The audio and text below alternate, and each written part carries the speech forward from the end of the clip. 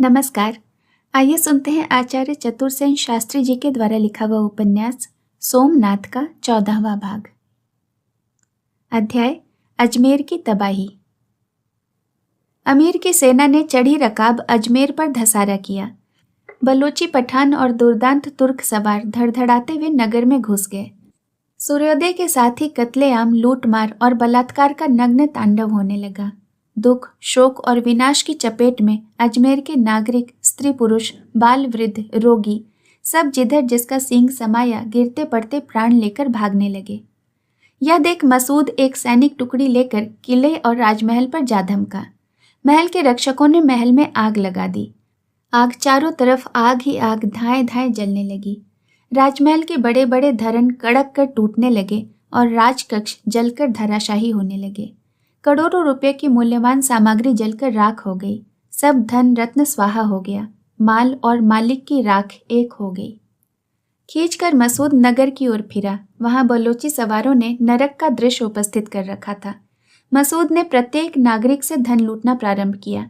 बलोची दैत्य मार मार कर धन कहाँ छिपा है पूछने लगे।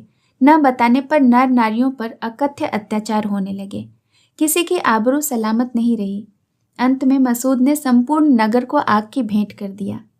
धाएं धाएं जलते अजमेर नगर को लूटकर मसूद ने सेना को नगर खाली करने की आज्ञा दी और स्वयं शाह मदार की खानकाह में जाकर शाह को सिजदा किया। शाह नीरव, स्तब्ध और चुपचाप बैठा था। आज उसके पास एक भी व्यक्ति नहीं था। वो अकेला था। उसने आंख उठाकर मसूद की ओर नहीं देखा। मसूद ने उसके सामने दुजान बैठकर कहा, हजरत, अमीर गजनी शाह की दुआ चाहते हैं और हुक्म भी। दुआ देता हूँ, लेकिन हुक्म खुदा का है, जाओ। मसूद ने अधिक बात करने का साहस नहीं किया। वो वहां से चल दिया। राह बाट में एक भी पुरुष जीवित नहीं था। नगर चारों ओर धाएं धाएं जल रहा था। लाशों की लाशें पटी हुई थी। घरों से चित्कार और क्रंदन की ध्वनि आ रही थी। मसूद अपने बहुमूल्य अरबी घोड़े पर सवार चुपचाप बढ़ता चला जा रहा था। उसकी जड़ाऊ तलवार के रत्न धूप में चमक रहे थे। अध्याय पुरस्कार। अजमेर को लूट और आग की भेंट कर अमीर ने वीटली दुर्ग पर धावा करने का इरादा किया।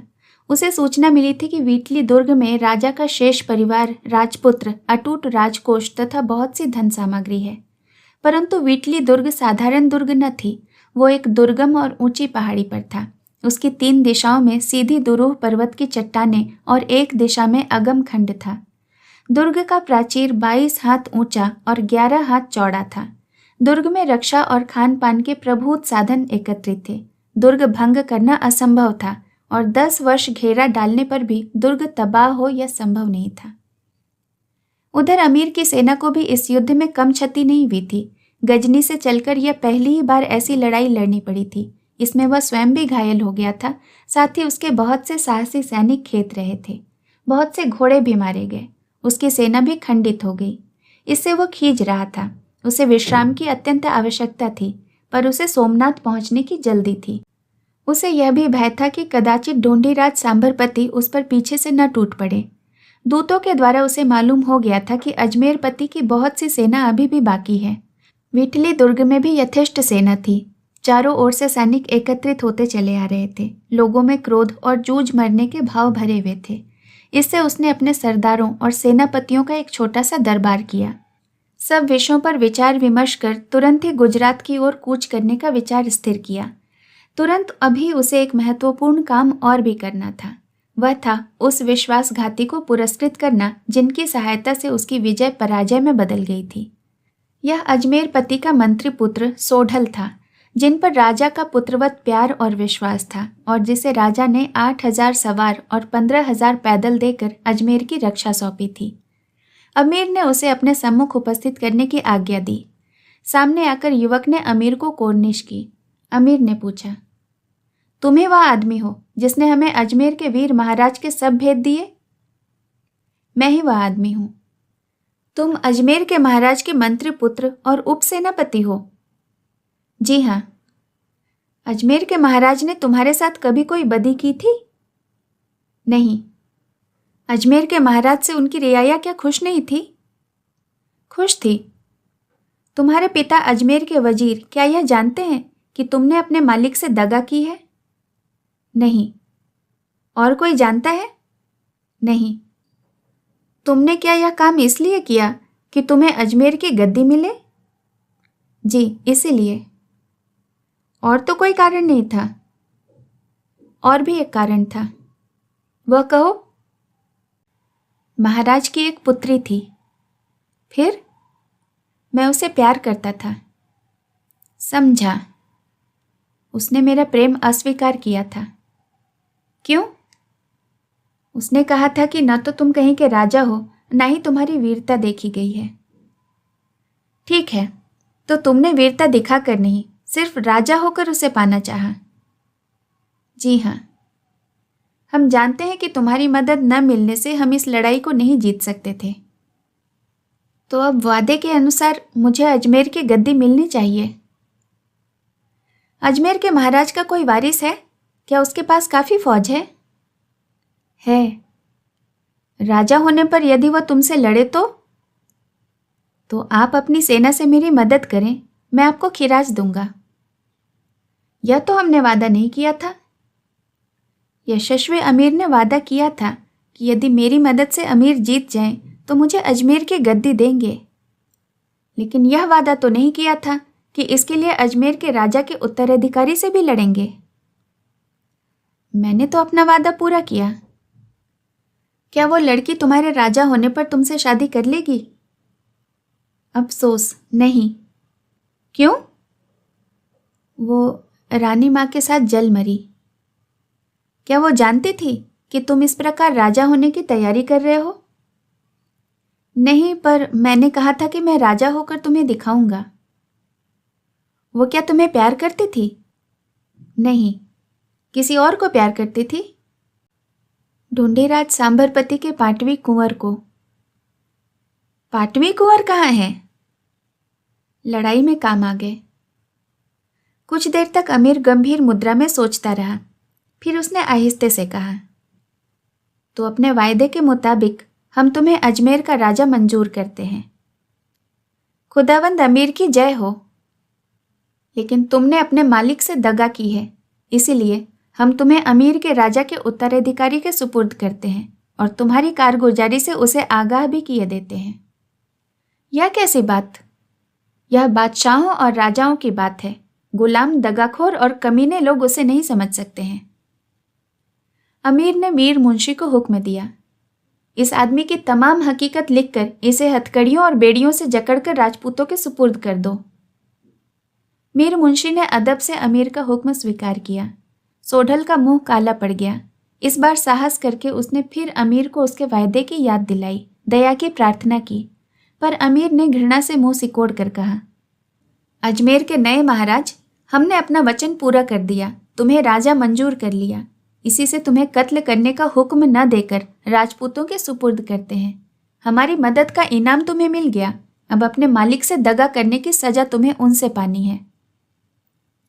इतना कहकर अमीर ने उसे अपने सामने से हटाने का संकेत किया और तत्काल वहां से कूच करने की आज्ञा दी।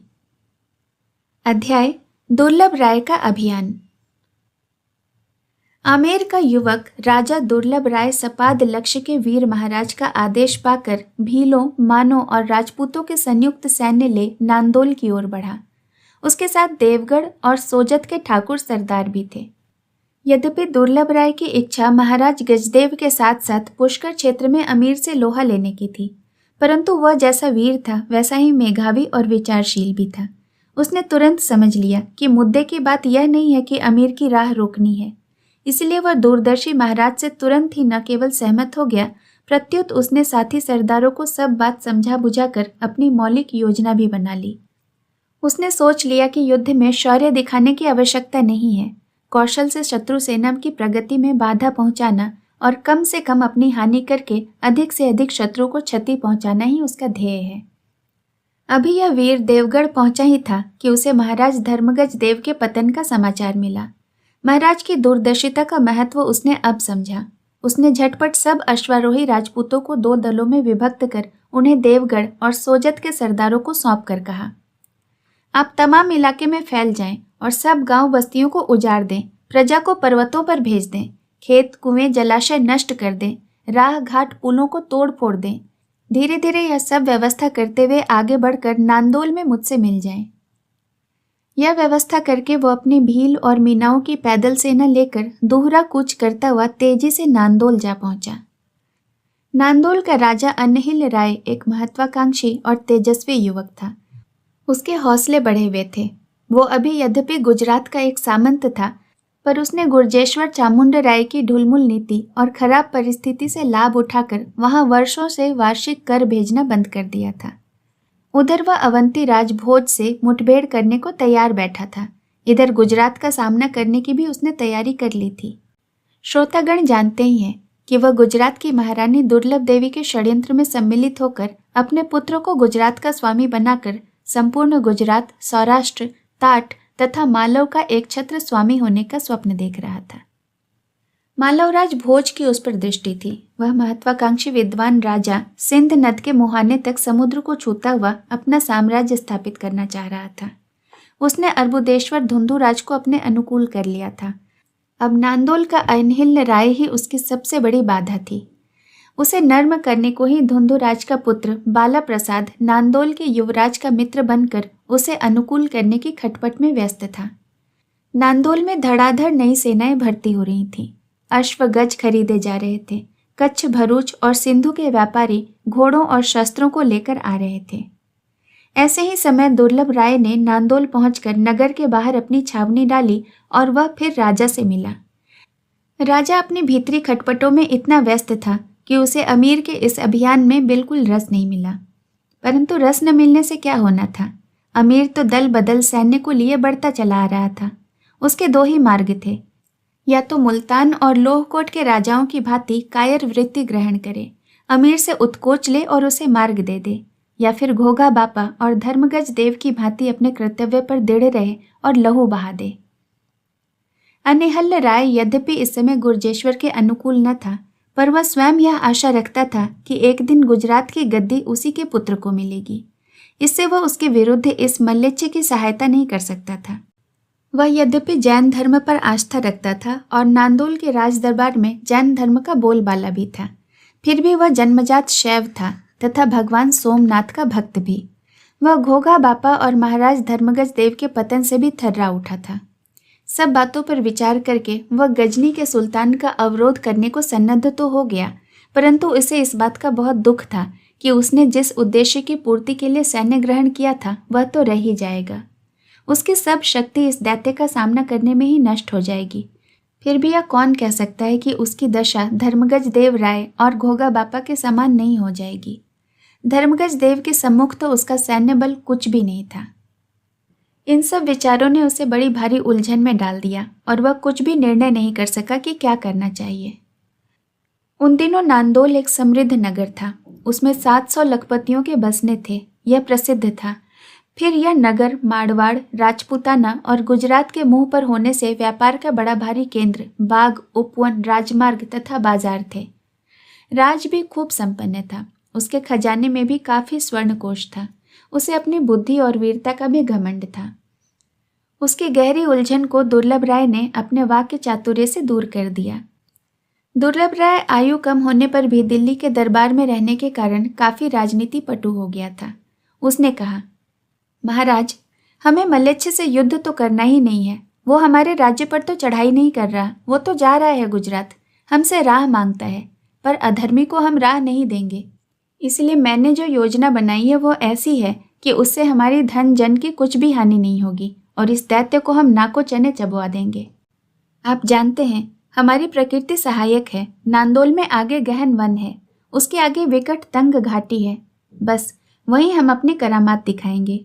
अभी हमें नगर खाली कर देना चाहिए। धन, रत्न, प्रजा, परिवार सबको सुरक्षित दुर्गम पर्वतों पर भेज देना चाहिए। दैत्य को चारा, जल, अन्न मिले ऐसी व्यवस्था कर देनी चाहिए। दुर्लभ राय की सम्मति से अन्नहिल राय सहमत हो गया। अब सब बातों पर विचार करके उसने योजना बना ली। देवगढ़, सोजत, बदनौर और टोडागढ़ के सरदार भी अपनी अपनी सेनाएं लेकर आ पहुंचे। इन सबको अपने अपने कार्य करने के गुप्त आदेश देकर दुर्लभ राय ने इन्हें आगे चलता कर दिया। ये सब सरदार छोटी छोटी टुकड़ियों में सारे जंगल में बिखर कर शत्रु की घात में जमकर बैठ गए। भीलों और मीनाओं को भी तीर कमान लेकर घाटी में दोनों ओर दुर्गम गिरिशृंग पर चढ़कर चिपकर बैठने के आदेश देकर विदा किया। इस कार्य से निपटकर उसने राजधानी को खाली कराना प्रारंभ किया। नगर में ढिंढोरा पिटवा दिया। नगर निवासियों को 12 प्रहर के भीतर अपना सब धन जन लेकर अरावली की दुर्गम उपत्यका में जाकर बैठने का आदेश दे दिया। देखते देखते चहल पहल और धन धान्य से भरा पूरा नांदोल नगर जन शून्य होने लगा। लोग विविध वाहनों पर अपनी अपनी गांठ गथरी लादे पंक्ति बांधकर पर्वत श्रेणियों की ओर जाने लगे। राजसेना व्यवस्था और प्रबंध में व्यस्त हुई। राजकोष, परिवार और सब धन राजमहलों से हटा लिया गया। 12 प्रहर में नगर जन शून्य हो गया। अब राजा ने सब बाट, कुएं, मार्ग तोड़फोड़ डाले और स्वयं सुरक्षित स्थान में अपनी सेना को छावनी डालकर बैठ गया। दुर्लभ राय ने महाराज अनहिल राय को सहमति दी कि जो ही अमीर यहाँ से पार हो जाए, आप अपने नगर में आ जाएं और वहाँ की व्यवस्था करें। उसने उसके सैन्य की सहायता भी नहीं ली तथा अपनी योजना पूरी करने को गहन वन में प्रवेश किया। नांदोल के बाहर निकलते ही घना जंगल था और इसके बाद पहाड़ी घाटी जो मीलों लंबी थी। कहीं कहीं तो ये इतनी तंग थे कि इसकी दोनों ओर के पर्वत श्रृंग परस्पर में मिले हुए प्रतीत होते थे। इसके बाद ही एक हरा भरा समतल मैदान था जहाँ मीठे पानी की एक छोटी सी पहाड़ी नदी बहती थी, जो वर्षा ऋतु में तो भयानक हो जाती थी, परंतु और ऋतुओं में उसमें थोड़ा सा पानी भरा रहता था। दुर्लभ राय ने अपनी विलक्षण योजना से व्यवस्था ठीक करके सेना को आवश्यक आदेश देने प्रारंभ किए। अमीर अजमेर से आगे बढ़ा। रास्ता साफ और हरा भरा देखकर उसका चित्त शांत हुआ। अब तक उसने भयानक रेगिस्तान और भरी भरी नदियों की बाधाएं झेली थीं। अब यह सुखद हरा भरा जंगल देखकर वह प्रसन्न हो गया। यद्यपि उसे अनिहल पट्टन पहुंचने की जल्दी थी, पर वह और उसकी सेना इस मनोरम प्रदेश को देखकर मस्त हो गई। चारों ओर हरे हरे खेत लहरा रहे थे, परंतु गांव में उसे कोई मनुष्य नहीं दिख पड़ता था। इस पर उसने अधिक विचार नहीं किया। वो आगे बढ़ता ही गया। ज्यों ज्यों वह आगे बढ़ता गया, बाधाएं सामने आती गईं। गांव नगर सब उजाड़ थे, राह घाट टूटे हुए थे, खेत जले हुए और निर्जन। उसकी सारी प्रसन्नता हवा हो गई। नांदोल पहुंचकर उसने नगर को उजाड़ शून्य पाया। एक चिड़िया का पूत भी वहां नहीं था। यह देखकर क्रोध से उसकी आंखें जल उठी। उसने यह सुन रखा था कि यह नगर अजमेर राज्य का मित्र है, अतः उसने क्रोध में आकर नगर को फूंक कर छार करने का आदेश दे दिया। नगर धाएं धाएं जलने लगा और देखते ही देखते वह छार हो गया। पहले उसकी इच्छा वहीं पर पड़ाव डालने की थी, पर अब उसने कूच करना ही ठीक समझा। वो और आगे बढ़ा। उस गहन और सघन वन में घूमता चला गया, परंतु ज्यों ज्यों वह आगे बढ़ता राह बाट नहीं मिलती। उसकी सेना की गति मंद पड़ गई। व्यवस्था भी गड़बड़ हो गई, क्योंकि सूर्यास्त में अब विलंब न था। उसने उसी वन में एक समुचित स्थान देखकर छावनी डाल दी, परंतु स्थान इतना सघन और असम था कि इतनी बड़ी भारी सेना की छावनी वहां नहीं पड़ सकती थी। परंतु लाचारी थी, इससे सेना की सारी व्यवस्था अस्त व्यस्त हो गई। राह में और यहाँ भी उसे एक भी मनुष्य देखने को नहीं मिला। सैनिक थके हुए थे, जैसे तैसे छावनी डालकर वे अपने खान पान और आराम में लगे। रात्रि हो गई, वह गंभीर होती गई। धीरे धीरे छावनी की धूमधाम सन्नाटे में बदलने लगी। थके हुए सैनिक मीठी नींद के झोंके लेने लगे। इसी समय जंगल में चारों ओर प्रकाश फैलता हुआ दिखने लगा। प्रकाश फैलता ही गया। प्रहरियों ने भी कुछ ठीक ठीक नहीं समझा, परंतु 2 प्रहर रात्रि होते होते वन में चारों ओर आग की लपटें लहर मार रही थी। अमीर जाग उठा। पल भर में ही वह परिस्थिति को भांप गया। भय से उसका चेहरा पीला पड़ गया। उसने वन में आग लगने के बहुत किस्से सुन रखे थे। वन में चारों ओर आग ही आग लगी थी। आग ने उसके लश्कर को इस भांति घेर रखा था जैसे सांप कुंडली मारकर मेढक को घेर लेता है। अब बड़े बड़े वृक्ष आकर गिरने लगे। धुएं के बादल आकाश तक छा गए। अमीर ने देखा कि उसका लश्कर आग के समुद्र में डूब रहा है। शोक से अधीर होकर वो अपना माथा कूटने और दाढ़ी नोचने लगा। सिपाही और सेनापति जो जहां जिस दशा में थे भाग निकलने की चेष्टा करने लगे। सेना में कोई व्यवस्था ही नहीं रही। हाथी चिघाड़ते और घोड़े बेकाबू होकर उछलते हुए दौड़ते हुए इधर उधर भागने और सेना को कुचलने लगे। चलती हुई सेना के ऊपर भारी भारी जलते हुए वृक्ष गिरकर सेना को चकनाचूर करने और झुलसाने लगे। पृथ्वी पर जैसे आग का समुद्र बह रहा हो, ऐसा प्रतीत होता था। उस पर होकर चलना घोड़ों और पैदलों दोनों के लिए असंभव था, परंतु रुकना या अटकना बिना मौत मरना था। अमीर पागल की भांति उन्मत्त और हताश हो रहा था। कौन कहाँ है यह किसी को न पता था। प्रत्येक व्यक्ति किसी भी तरह अग्नि के समुद्र से जान लेकर बाहर होने की चिंता में था। पहाड़ी हवा गजब ढा रही थी। न मार्ग का पता चलता था न दिशा का। दम घोटने वाला धुआं हवा में भरा हुआ था। अनगिनत सिपाही और घोड़े उस धुएं में दम घुटाकर और आग में झुलसकर गिरते हुए पेड़ों से कुचलकर मरे अधमरे होकर वहीं भागने लगे। भागने वालों ने उन्हें कुचलकर चटनी कर दिया। उषा का उदय हुआ, सूर्य निकला, परंतु इस आग के समुद्र का तो कहीं पार ही नहीं था। अमीर घायल और कमजोर तो पहले से ही था, अब जीवन से निराश होकर मूर्छित होकर घोड़े से गिर पड़ा। उसके जानिसार सरदारों और गुलामों ने उसे हाथों हाथ उठाया। वे उसे सब आपदाओं से बचाते हुए अपने प्राणों को हाथ में लेकर भागे। दोपहर चढ़ते चढ़ते आग के इस समुद्र से लश्कर बाहर हुआ, परंतु इस आग से अमीर का बहुत सा लश्कर नष्ट हो गया था। सेना में सारी व्यवस्था बिगड़ गई। डेरे तंबू सब जलकर राख हो गए। हाथी घोड़े प्यादे सब अधमरे हो गए। सारी ही खाद्य सामग्री और पीने का पानी नष्ट हो गया। जंगल पार करके लश्कर ने जैसे तैसे एक छोटे से मैदान में छावनी डाली। छावनी क्या थी, ऐसा प्रतीत होता था बहुत से खाना बदोश आदमियों का रेवड़ पड़ा हो। सबके कपड़े झुलस गए थे। अनेक की दाढ़ियां अधजल होकर उनकी विचित्र सूरत बन गई थी। रसद और खाने पीने का सामान कुछ भी पास न था, फिर भी आगे बढ़ना संभव न था। उस दिन भूखी प्यासी थकी और अव्यवस्थित अमीर की सेना अत्यंत हतोत्साहित होकर वहीं पड़ी रही। दूसरे दिन सूर्योदय से प्रथम ही अमीर ने वहां से कूच कर दिया। उसने सोचा कि राह में जो कोई समृद्ध नगर गांव मिले उसी को लूट पाट कर सेना के लिए भोजन वस्त्र और इसकी व्यवस्था की जाएगी। परंतु कुछ देर चलने के बाद ही उसे उस तंग घाटी में घुसना पड़ा। जल्द ही उस मुसीबत को पार करने के विचार से अमीर सेना लेकर बिना ही आगे पीछे सोचे उस दर्रे में घुस गया। आधा दर्रा पार करने पर ही उसे अपनी नई विपत्ति का आभास मिला। उसने देखा दुर्गम पर्वत श्रृंग पर चींटियों की भांति रेंगते हुए अनगिनत धनुर्धर फिर रहे हैं। उसका मन शंका और भय से कांप उठा। अमीर के सेनापतियों ने भी इस भयानक परिस्थिति का अनुभव किया, परंतु पीछे लौटने का तो कोई अर्थ ही नहीं था। प्राणों की बाजी लगाकर अमीर और आगे बढ़ा। अब उस पर दोनों ओर से तीरों की वर्षा आरंभ हो गई। बड़े बड़े पत्थर लुढ़क कर अमीर के बलोची सवारों को घोड़े सहित चकनाचूर करने लगे। अमीर ने जल्द से जल्द घाटी को पार करने की जैसे भी संभव हो ताकीद की। सेना भारी हानि सहकर भी इस विपत्ति से बच निकलने को सिपाहियों घोड़ों हाथियों आदि को कुचलती हुई आगे बढ़ चली। तीसरे प्रहर तक अमीर ने घाटी के बाहर मुंह किया। दुर्लभ राय के कौशल ने बिना एक आदमी का घात कराए अमीर की सेना को एक प्रकार से तहस नहस कर दिया। अब उसने सम्मुख युद्ध करना व्यर्थ समझकर अमीर को आगे भागने का मार्ग तो दे दिया, पर पश्चात भाग में व्यवस्थित उसका सब धन रत्न खजाना लूट लिया। अमीर धन खजाना कोष छिनाकर बेंत से पिटे हुए कुत्ते की भांति दर्रे से निकलकर ताबड़तोड़ भागा। नदी को पार कर उसने खुले मैदान में छावनी डाली और ईश्वर को धन्यवाद देने को नमाज पढ़ी। दुर्लभ राय अपने सफल अभियान पर प्रसन्न होकर पीछे लौटा। शेष कहानी अगले भाग में। कहानी सुनने के लिए आपका बहुत बहुत धन्यवाद।